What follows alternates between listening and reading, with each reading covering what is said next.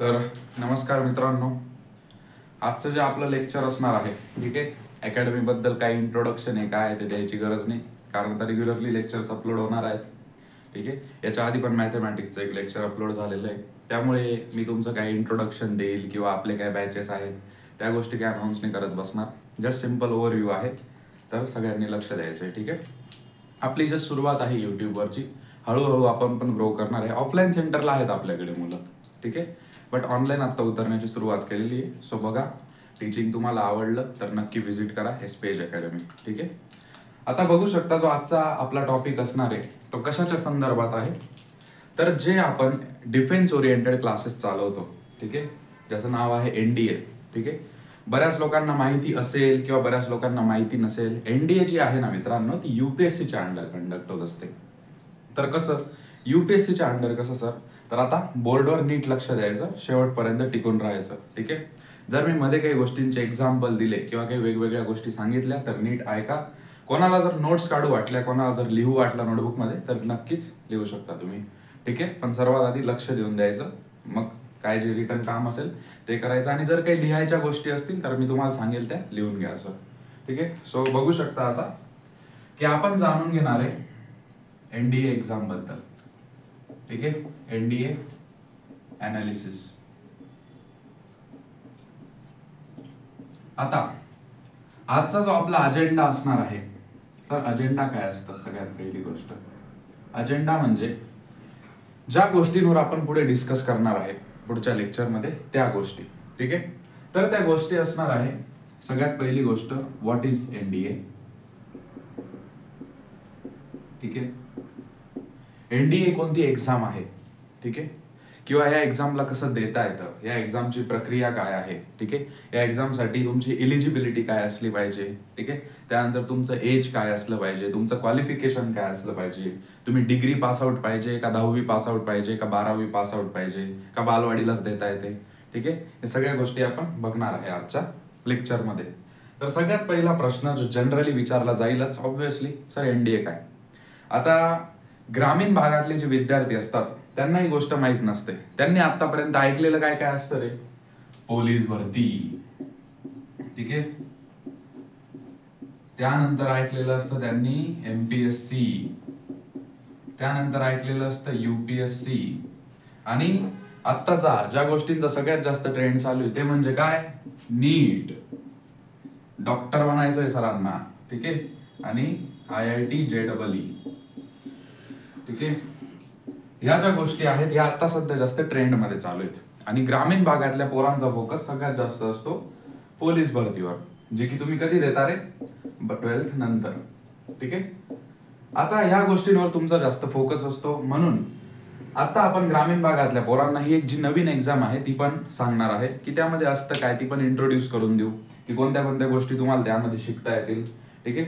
कोणत्या कोणत्या नवीन गोष्टी तुम्हाला कळणार आहेत, सगळं सगळं सगळं काही आता आपण बघून घेणार आहोत. तर बघा, सगळ्यात पहिले तुम्हाला हे समजून घेता आलं पाहिजे एक्झामच्या आधी की एक्झाम घेतली का जाते, ठीक आहे. एक्झाम घेतं कोण सर, ठीक आहे. आता तुमची जी पोलीस भरती असते ती महाराष्ट्र शासनाकडून कंडक्ट केली जाते. म्हणजे कोण? स्टेट गव्हर्नमेंट कडून, राज्य शासनाकडून. राज्य कोणतं आहे तुमचं? महाराष्ट्र. महाराष्ट्र शासनाकडून तुमची पोलीस भरती होत असते. तर ही जी एक्झाम आहे ना मित्रांनो NDA ची, जिचा फुल फॉर्म आहे नॅशनल डिफेन्स अकॅडमी, ठीक आहे. National defence academy. सर याच्यामध्ये असतं काय नेमकं? आता पुढे पुढे भरपूर गोष्टी वाढत जाणार, ठीक आहे. मी तुम्हाला बेसिक्स पासून घेऊन जाईल. जर मी तुम्हाला आता इथे पुढे सांगून दिलं की national defence academy and naval academy पण असतं, मग तुम्ही कन्फ्युज होणार की पहिल्या स्टेपला, पहिल्याच पायरीवर एवढं सगळं बघून घेतलं. मंदिरात गेल्यावर पहिल्याच पायरीवरून देव दिसत नाही ना, जावं लागतं 50 पायऱ्या 100 पायऱ्या, ठीक आहे, तेव्हा देव दिसत असतो आपल्याला. म्हणून इथे पण हळूहळू तुम्हाला गोष्टी दिसतील. तर नॅशनल डिफेन्स अकॅडमी असा हा फुल फॉर्म आहे. जशी पोलीस भरती तुमची राज्य शासनाच्या अंडर होते, तशी ही एक्झाम घेतली जाते केंद्र शासनाकडून, ठीक आहे.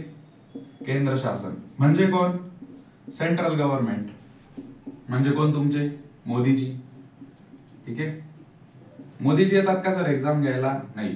सेंट्रल गव्हर्नमेंट म्हणजे सेंट्रल लाईक बॉडी आहे, ठीक आहे. जशी तुमची MPSC ही राज्य शासनाची एक बॉडी आहे, तशी सेंट्रलला पण एक बॉडी आहे जिचं नाव आहे UPSC. ठीक आहे. आता हे जे UPSC तुम्हाला दिसतंय ना, याच्याबद्दल तुम्ही भरपूर ठिकाणी ऐकलेलं असेल. काय ऐकलेलं असेल? पोरगा कलेक्टर झाला किंवा ह्या परीक्षेतून आपल्याला IAS IPS होता येतं, नाही का, मोठ्या पदांवर काम करण्याचा आपल्याला एक चान्स भेटतो. ठीक आहे, या एक्झामच्या थ्रू. एक्झाम खूप अवघड असते हे पण ऐकलंय. कलेक्टर बनणं सोपं असतं का? नाही.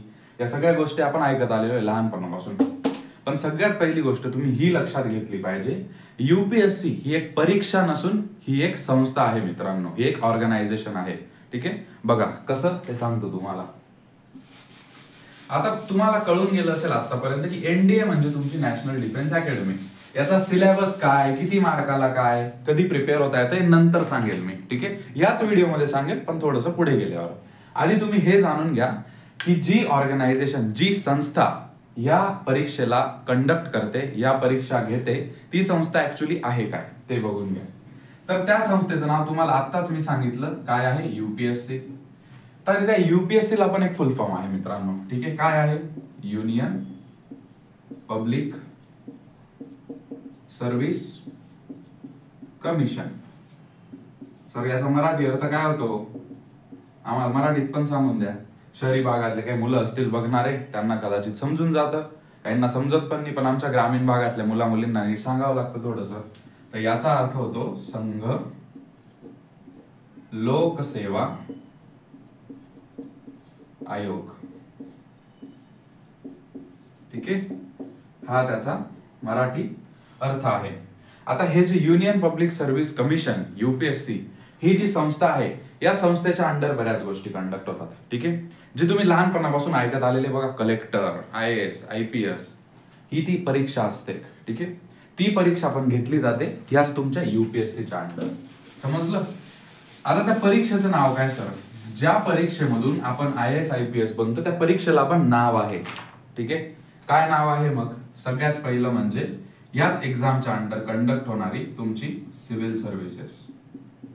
ठीक आहे, सिव्हिल सर्व्हिसेस. आता सिव्हिल सर्व्हिसेस मधूनच तुम्ही IAS IPS बनतात, लक्षात घ्या. ठीक आहे, आतापर्यंत तुम्ही काय समजत होते रे? तुम्ही हे समजत होते की आपण IAS IPS बनतो याच्या अंडर. ठीक आहे, UPSC च्या अंडर. आपण डायरेक्ट UPSC द्यायची आणि कलेक्टर बनायचं. पण ऍक्च्युअली त्याची एक्झाम कोणती आहे, त्याची परीक्षा कोणती आहे? Civil services. ठीक आहे, जी कोण घेतं? तुमची युनियन पब्लिक सर्व्हिस कमिशन. ठीक आहे, ही एक संस्था आहे. आता हीच संस्था फक्त सिव्हिल सर्व्हिसेस हीच एक्झाम घेते का? नाही, ती बाकीच्या पण एक्झाम घेते. त्या एक्झाम कोणत्या बरं? ती घेते NDA. ठीक आहे, जे की मी आत्ताच सांगितलं तुम्हाला, नॅशनल डिफेन्स अकॅडमी. ठीक आहे, आता याच्यामधून काय बनतं सर मग? जसं सिव्हिल सर्व्हिसेस मधून कलेक्टर बनता येतं, पोलीस आयुक्त बनता येतं. ठीक आहे, आपल्याला IAS बनता येतं, IPS बनता येतं, IFS बनता येतं, IRS बनता येतं. आता हे जे पद आहेत ना, यांचा मी एक सेपरेट व्हिडिओ बनवेल. ठीक आहे, त्या सेपरेट व्हिडिओमध्ये आपण हे पण जाणून घेऊ की सिव्हिल सर्व्हिसेस काय असतं, हे पद जे असतात यांचं काम काय असतं. ठीक आहे, त्यांना काय काय भेटतं, काय नाही भेटत, त्या पदावर जाण्यासाठी काय काय करावं लागतं, हे सगळं आपण बघू. पण आपला हा जो आजचा व्हिडिओ आहे हा फक्त या परीक्षेशी संदर्भात आहे. ठीक आहे, मग आता जसं मी तुम्हाला सांगितलं की NDA. ठीक आहे, मग NDA मधून तुम्हाला बनता येतं मित्रांनो ऑफिसर. सर ऑफिसरच का? कशामध्ये बनता सर ऑफिसर पण? ठीक आहे, आपण जर म्हणतो सिव्हिल सर्व्हिसेस मधून IAS बनला पोरगा, IAS बनली पोरगी, म्हणजे काय? कलेक्टर बनला किंवा कलेक्टर बनली, त्यांच्या अंडर पूर्ण जिल्हा काम करतो. बरोबर आहे का नाही? तसंच मग सर NDA मधून पण ऑफिसर बनतात. पण कोणते ऑफिसर? तर तिथे बनतात तुमचे सेना बलांमधले ऑफिसर. ठीक आहे, आपले कोणते कोणते सेना बल आहेत मग भारताचे? आपले सेना बल आहेत इंडियन आर्मी. ठीक आहे, इंडियन नेव्ही आणि इंडियन एअर फोर्स.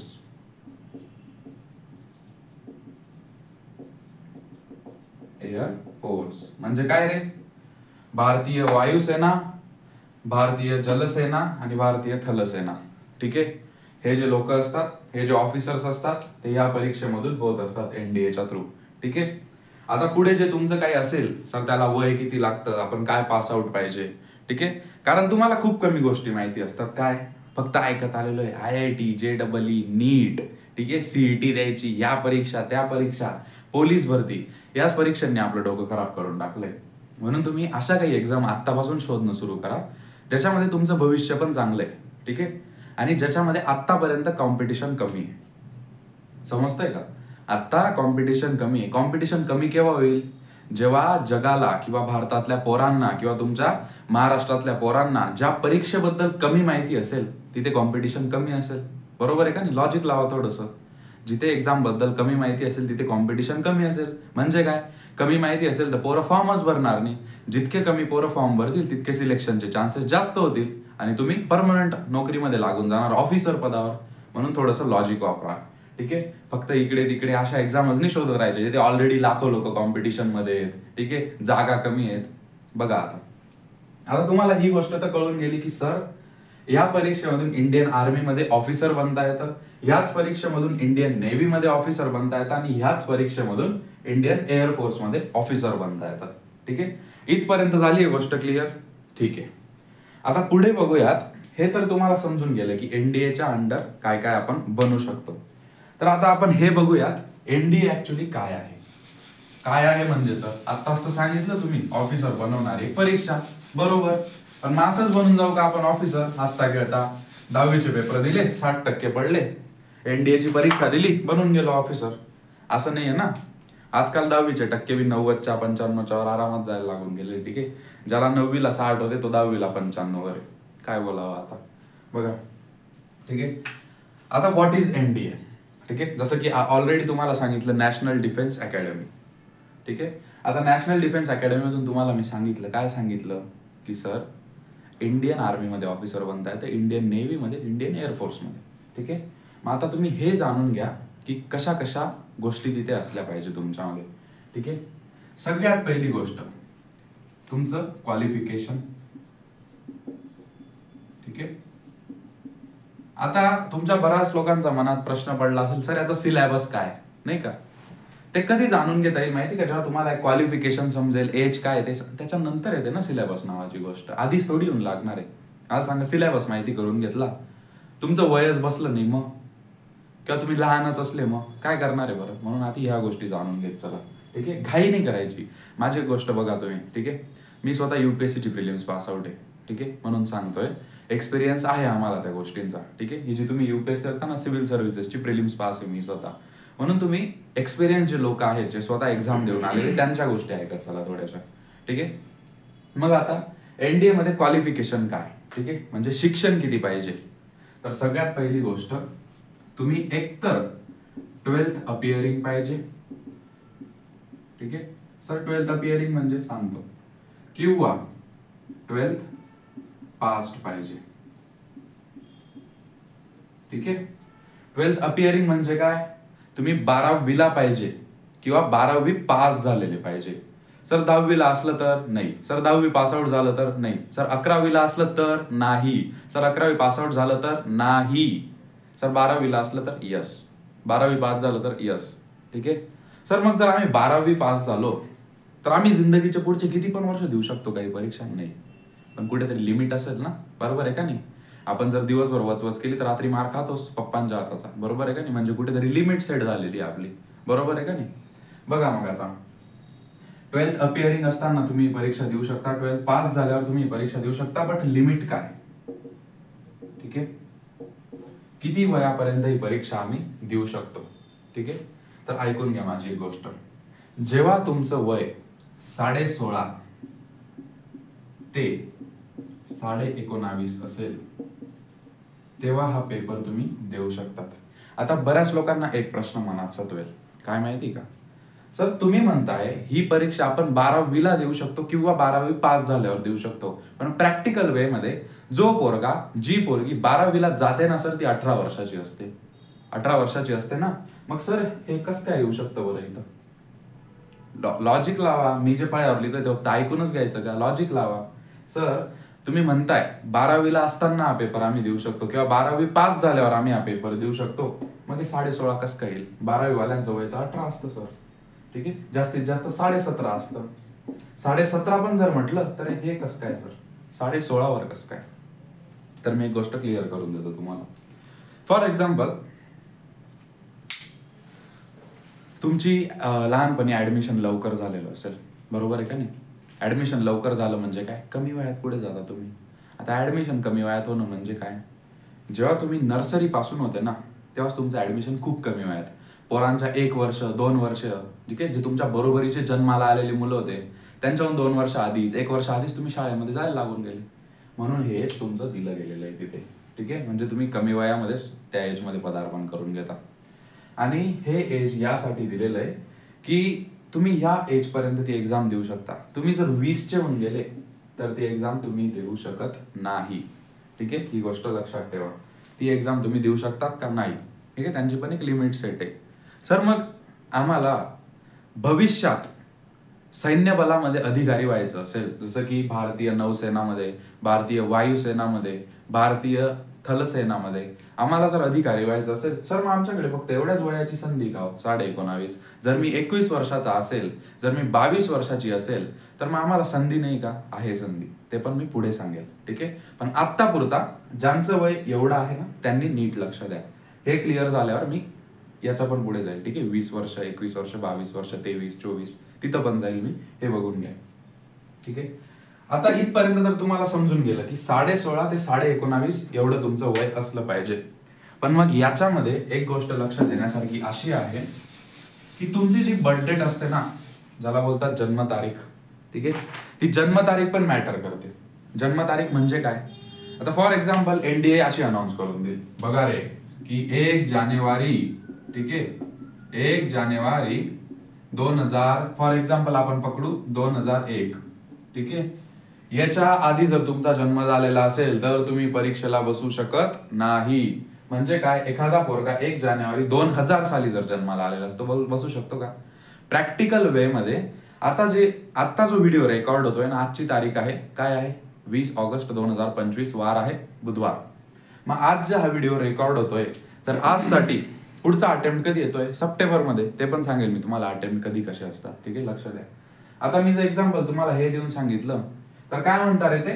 1 जानेवारी 2001 ते 2003 या दोघांच्या मध्ये तुमचा जन्म झालेला पाहिजे, तरच तुम्ही ती परीक्षा देऊ शकतात, असं त्यांचं म्हणणं राहतं, ठीक आहे. म्हणून हा जो क्रायटेरिया फिक्स नसतो. फिक्स नसतो म्हणजे काय? जर तुम्ही मला सांगा 2025 ची एनडीएची परीक्षा दिली, 2026 ची, 2027 ची, हेच नाही राहणार. हे आकडे चेंज होत असतात, हे महिने चेंज होत असतात, ठीक आहे. लक्षात घ्या. त्याच्यावर मी सेपरेट व्हिडिओ बनवेल, कारण आजपासून आहे ना आपण एनडीएची सिरीज चालू करून देणार आहे. म्हणजे काय? आपण लेक्चर्स पण घेणार आहे. फक्त हेच सांगून आपण स्टॉप नाही करून देणार आहे. मार्केटमध्ये बऱ्याचशा नाशिकमध्ये अशा फर्जी अकॅडमीज पडलेल्या आहे, ठीक आहे, वेगवेगळ्या ठिकाणी, जे काय करता माहिती? फक्त मार्केटिंग. काय मार्केटिंग? फक्त सांगून द्यायचं की नाही आमच्याकडे असा असा कोर्स आहे, जर तुम्हाला याच्याबद्दल अजून माहिती हवी असेल तर आमच्या अशा अशा अकॅडमीला व्हिजिट करा. सगळेच पोरं पैसे भरू शकतात का? रियालिटी सांगतो, आज नाशिक शहरामध्ये फक्त शिक्षण घेण्याची तुमची किंमत आहे 2 लाख रुपये 2 वर्षाचे, 1 लाख रुपये 1 वर्षाचे, ठीक आहे. विचार करा, 2 वर्षासाठी तुम्ही 2 लाख भरू राहिले, इथं फक्त शिक्षण, हॅलो, ही तर फक्त शिक्षणाची प्राइस झाली, बरोबर आहे का नाही? मग ही जी फक्त शिक्षणाची प्राइस झाली, पण तुम्ही नाशिक शहरामध्ये राहणार पण तर आहेत. म्हणजे तुम्ही राहणार आहेत ना मित्रांनो, ठीक आहे, त्याची पण प्राइस. सपोज तुम्ही रूम घेतला, रूम भाडं असेल 3000 रुपये, बरोबर आहे का नाही? जर तुम्ही बाकीचं काही घेतलं, तुम्ही जर कुठे मेस लावली त्याचा 3000 रुपये. विचार करा किती किती. जर मला सांगा, एखादा शेतकऱ्याचा मुलगा आहे किंवा मुलगी, बरोबर आहे, जर तुमचं पीक चांगलं नाही निघालं, समजा असं व्हायला नको कधी शेतकऱ्यासोबत, कारण त्यांच्यावरच सगळ्या लोकांची जिंदगी टिकून आहे. जर एखाद वर्षी पीक चांगलं नाही निघालं तर मला सांगा, ही जी अमाऊंट आहे किंवा ही जी अमाऊंट आहे ही तुम्ही देऊ शकता का रे क्लासेस वाल्यांना? नाही देऊ शकत. सिरियसली सांगायला गेलं तर नाही देऊ शकत, ठीक आहे. आणि म्हणून आपल्याकडे आपली अकॅडमी ना अफोर्डेबल म्हणजे काय? आपल्या अकॅडमीने 15 पेक्षा जास्त पोरांची एनडीएची रिटर्न क्लिअर करून दिलेली, ठीक आहे. वादा 15 पेक्षा जास्त मुलांनी ह्या परीक्षेची रिटर्न एक्झामिनेशन क्लिअर केलेली आहे आणि 15च्या 15 पोरं एसएसबी साठी गेलेले आहेत, ठीक आहे. पण अनफॉर्च्युनेटली एसएसबी खूप अवघड टास्क असते, म्हणून त्याच्यामध्ये फक्त एकच पोरगा पुढे जाऊ शकला, प्रोसीड होऊ शकला, ठीक आहे. मग आपण जो कोर्स आहे ना, हा 1 लाख किंवा 2 लाख रुपये वर्षाला नाही विकत. आपण हा कोर्स आहे ना फक्त आणि फक्त 80,000 पर इयरला विकतो, ठीक आहे. लक्षात घ्या गोष्ट, फक्त 80,000 पर इयरला. सर 80,000 बी तर जास्त आहे आमच्यासाठी. 80,000 किती राहता माहिती का सर तुम्हाला? मग आता एक गोष्ट आहे का तुम्ही, 80,000 ही जी फीज आहे ना, ऑन द डॉक्युमेंट फीज आहे. ठीक आहे. ऑन द डॉक्युमेंट म्हणजे काय सर? म्हणजे याच्यासाठी आपण स्कॉलरशिप एक्झाम पण ठेवलेली. ठीक आहे. Scholarship exam. आता स्कॉलरशिप एक्झाम कशी असेल सर? याच्यामध्ये तुमचा पेपर घेण्यात येईल. ठीक आहे. जनरल नॉलेजचा असेल. जर तुम्ही बोलले सर मला एनडीए करायची, आले एखाद्या खेडेगावातून, सर मला एनडीए करायची आहे, ठीक आहे, मला अशी अशी एक्झाम द्यायची आहे, मी इंटरेस्टेड आहे सर, ठीक आहे, तर मग तुमच्यासाठी एक स्कॉलरशिप एक्झाम ठेवण्यात येते. दरवर्षी असते आपली स्कॉलरशिपची एक्झाम. मग स्कॉलरशिपची एक्झाम ठेवल्यानंतर, ठीक आहे, ती तुमची एक्झाम असेल फक्त आणि फक्त 200 मार्क्सची. ठीक आहे. 200 पैकी तुम्हाला जितके मार्क्स पडतील तितकी स्कॉलरशिप तुमची. काय बोलतोय मी, नीट लक्ष द्या. याच्यापैकी जितके मार्क्स तुम्हाला पडतील तितकी स्कॉलरशिप तुमची. म्हणून या अमाऊंटचा विचार सध्या तुम्ही करू नका. फक्त एवढाच विचार करा की जर अकॅडमीला गेलो आपण या एक्झामचं प्रिपरेशन करण्यासाठी तर आपल्याला ही टेस्ट अवेलेबल असणार आहे. ठीक आहे. मग आता महत्वाची गोष्ट काय इथून पुढे, ठीक आहे, हे तर क्लिअर होऊन गेलं. ठीक आहे. आता महत्वाची गोष्ट अशी आहे, बघा मी सांगतो.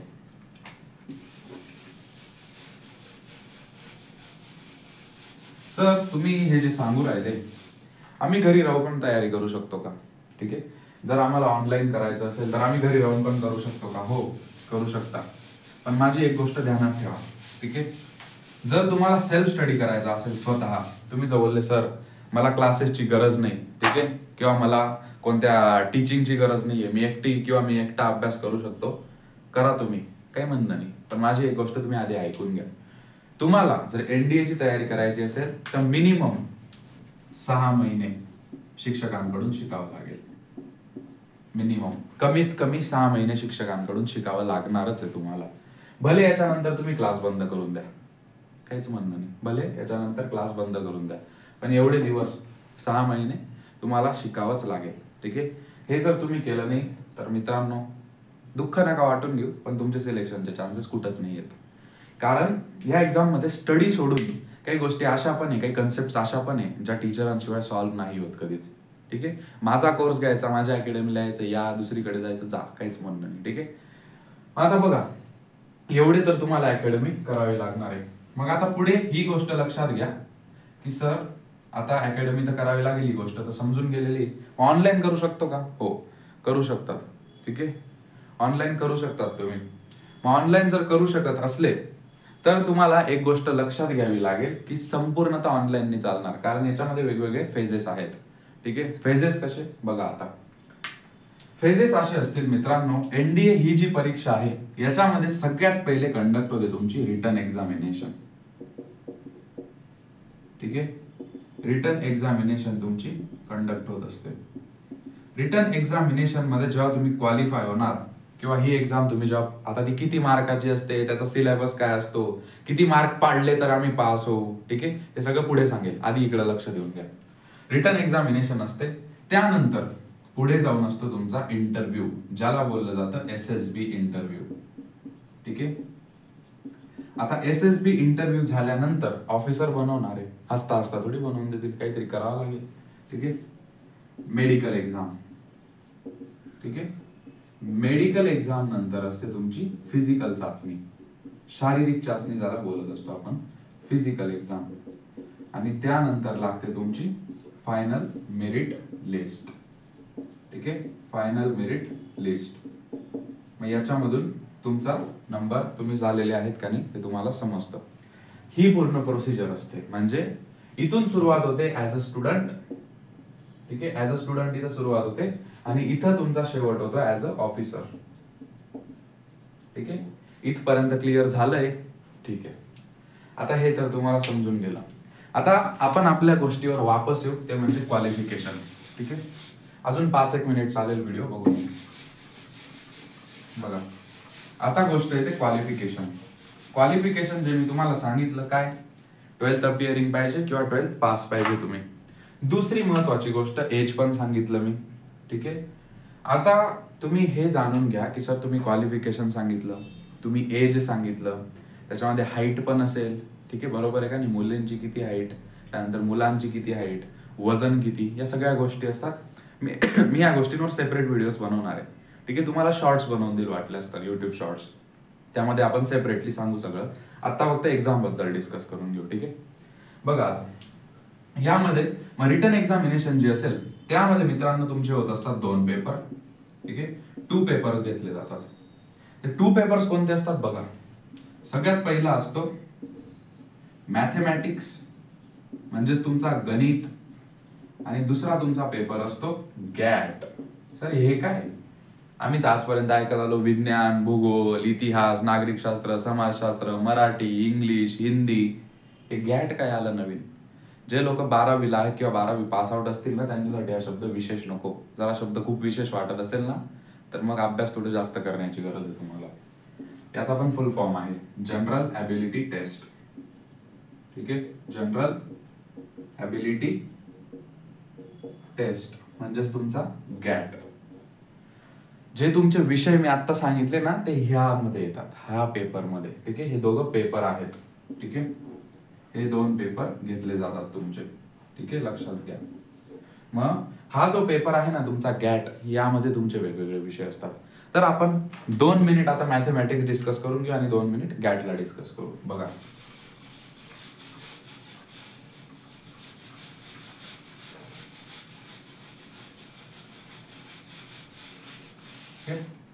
बघा आता mathematics. Sir paper number 1 mathematics, very good. ठीक आहे, किती मार्काचा असतो सर मॅथेमॅटिक्स? किती मार्काचा असतो? ठीक आहे, आता बघा मॅथेमॅटिक्स जो घेतला तो तुमचा 300 मार्क्सला. ठीक आहे, 300 मार्क्स. आता मॅथेमॅटिक्स 300 मार्क्सचा घेतला होतो. सर बापरे, 300 मार्क. सर थोडे जास्त नाही होऊन गेले का? जास्त होऊन गेले ना, बरोबर आहे, जास्त झाले पण पाहिजे. ठीक आहे, बघा मग आता आता हे जे तुमचं मॅथेमॅटिक्स आहे त्यामध्ये तुम्हाला निगेटिव्ह मार्किंग पण असते. निगेटिव्ह मार्किंग म्हणजे काय? फॉर एक्झाम्पल कोणी जर तुम्हाला बोललं अशा अशा पेपरमध्ये 1/3 निगेटिव्ह मार्किंग आहे. ठीक आहे, किती आहे? 1/3. म्हणजे काय असतं माहिती? जर तुमचे 3 प्रश्न चुकले, ठीक आहे, आता एनडीए परीक्षेमध्ये एका प्रश्नाला 4 गुण असतात. किती गुण असतात? 4. म्हणजे 4 मार्क्स असतात एका प्रश्नाला. तर तुमचे 3 प्रश्नांचे किती मार्क्स झाले?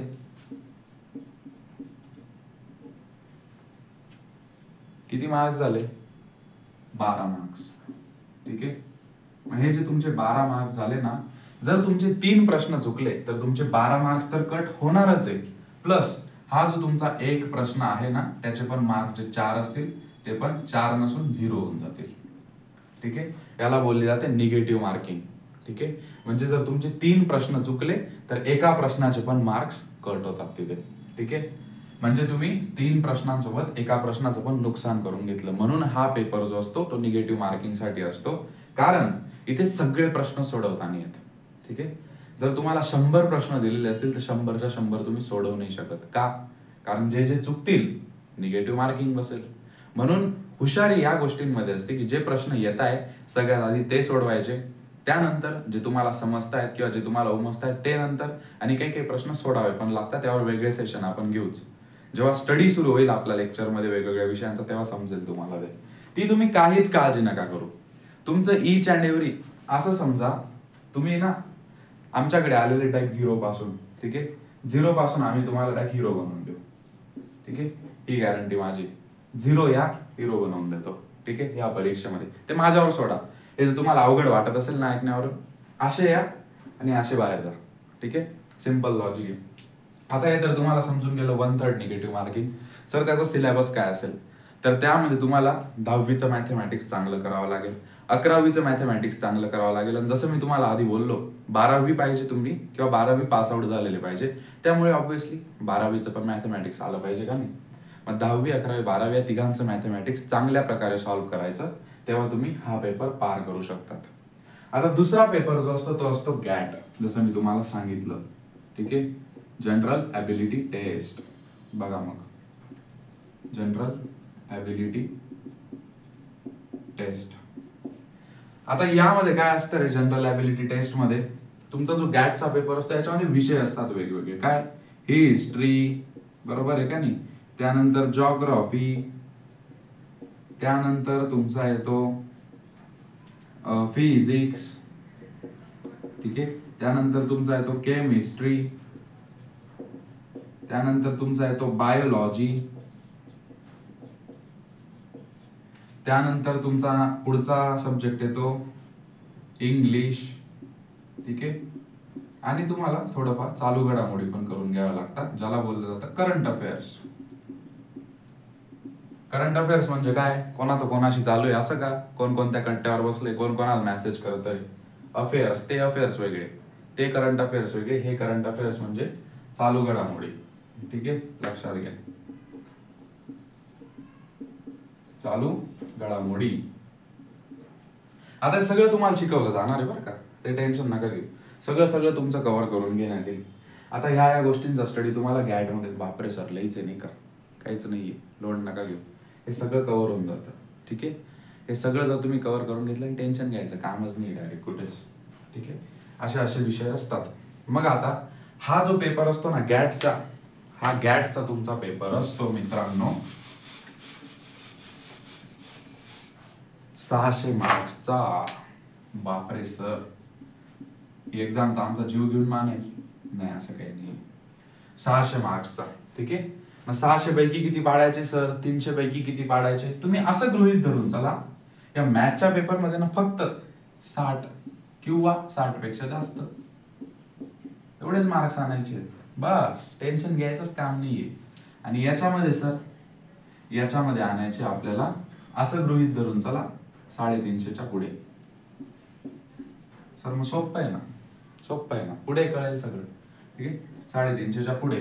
सर मग दोघांची टोटल जर केली तर आम्हाला सांगा किती कमीत कमी मार्क्स किती पाहिजे. जास्तीत जास्त जाऊ द्या, ते कितीही पडतील.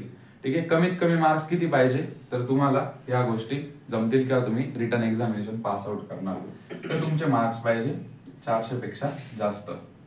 ठीक आहे, आता मुलांसाठी वेगळे मार्क्स असतात, मुलींसाठी वेगळे मार्क्स असतात. ठीक आहे, लक्षात घ्या ही एनडीएची जी एक्झाम आहे ना, आधी मुलींसाठी नव्हती, पण 2021 पासून केंद्र शासनाने हा निर्णय घेतला आणि मुलींसाठी पण सांगून दिलं की तुम्ही करू शकता म्हणून. मुलं मुली इथं काहीच भेदभाव करायचा नाही. आणि एक गोष्ट माझी ऐकून घ्या आता, ती म्हणजे अशी, बऱ्याच ग्रामीण भागातल्या लोकांचा असा समज असतो की सर जर आम्ही डिफेन्स मध्ये गेलो तर आमच्या जीवाला धोका आहे, हे ते. माझी एक गोष्ट आता ऐकून घ्या तुम्ही. ठीक आहे, मी तुम्हाला असं मोटिवेशन नाही देणार आहे लेक्चर मध्ये की देशासाठी जीव देणं हेच आपलं काम आहे, हेच ते काम आहे. या सगळ्या वेगळ्या गोष्टी आहे. सगळ्यांना देशासाठी प्रेम आहे, पण प्रत्येक वेळेस हे बोलणं कामाचं आहे का नाही, थोडा प्रॅक्टिकल विचार करून बघू यावेळेस. ठीक आहे, सगळ्यात पहिली गोष्ट ही लक्षात घ्या, इंडिया 1950 वाला, 1965 वाला, 1971 वाला इंडिया राहिलाय का नाही. हा जो आजचा भारत आहे हा 2025 वाला भारत आहे. ठीक आहे, याच्यामध्ये टेक्नॉलॉजी, टेलिकम्युनिकेशन, वेपन सिस्टम, ठीक आहे, या सगळ्या गोष्टी स्ट्रॉंग होऊन गेलेल्या आहेत. म्हणजे काय, हे सगळं स्ट्रॉंग झाल्यामुळे आपल्याकडे जर दुश्मन घुसून गेला लगेच सायरन वाजायला सुरू होऊन जात. अरे ते आधी होतं बघा, बंदूक घेऊन सिपाही उभे, रात्रभर उभं राहायचं, असं नाही राहिलं आता. ठीक आहे, ते ऐकायचं नाही का डोळ्यात तेल घालून रात्रभर, असं काहीच नाही राहिलंय आता. ठीक आहे, आरामात चालाय आता डिफेन्स मध्ये, म्हणून तुम्ही टेन्शन नका घेऊ. हे तर सोल्जर्स बद्दल, सैनिकांबद्दल बोललो मी. तुम्ही तर परीक्षा ऑफिसर साठी देऊ राहिले. ठीक आहे, ऑफिसर बनण्यासाठी. मग तुम्हाला तर अजून भारी राहतं, मरायचे तर चान्सेस कमी होऊन जातात. म्हणून ते टेन्शन नका घेऊ, त्या वेड्या गोष्टी डोक्यातून काढून टाका. ठीक आहे, सगळ्यात पहिली गोष्ट ही बघा, जग कोणत्या लेवलला चाललं आणि आपण मरायचा विचार करतोय. ठीक आहे, म्हणून हे सगळं डोक्यातून काढा. आणि माझं सगळ्या मुलांना, सगळ्या मुलींना, ग्रामीण भागातल्या, शहरी भागातल्या आव्हान असेल की इथे कॉम्पिटिशन कमी आहे, तुम्ही इथे या. ठीक आहे, एनडीएच्या एक्झाम मध्ये या, बाकीच्या एक्झाम मध्ये इकडे तिकडे पळण्यापेक्षा या एक्झाम मध्ये या आणि तुमचं भविष्य सिक्युअर करा आणि ऑफिसर बना. आता जे तुमचे काही प्रश्न असतील ते कमेंट सेक्शन मध्ये सोडा, त्या प्रश्नांना मी नक्कीच रिप्लाय करेल. व्हिडिओला लाईक करा, चॅनलला सबस्क्राईब करा आणि जेवढं होईल तेवढं शेअर करा. आणि सर्वात महत्वाची आणि शेवटची गोष्ट ती म्हणजे याच्यामध्ये जे तुम्हाला प्रश्न असतील की सर कोणते कोणते टॉपिक्स आहेत, याच्यामध्ये कोणते कोणते टॉपिक्स आहेत, किती मार्क्स आला, किंवा किती प्रश्न येतील सर, हिस्ट्रीमध्ये किती प्रश्न, जॉग्राफीमध्ये किती प्रश्न, किंवा याच्यामध्ये किती प्रश्न असतात, याच्यामध्ये किती प्रश्न असतात, हे सगळे जे प्रश्न असतील याच्यानंतर पुढे इंटरव्ह्यू कसा होतो सर, हे सगळं नेक्स्ट व्हिडिओमध्ये बघू आपण. ठीक आहे, तोपर्यंत स्वतःची काळजी घ्या आणि लक्ष ठेवा. जय हिंद.